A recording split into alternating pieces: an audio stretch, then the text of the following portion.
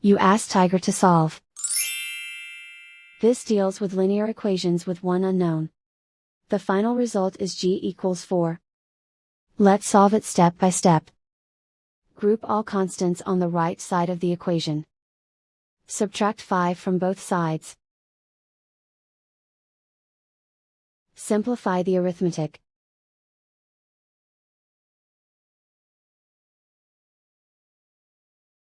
Isolate the g. Divide both sides by 3. Simplify the fraction. Find the greatest common factor of the numerator and denominator. Factor out and cancel the greatest common factor. And so the final result is g equals 4.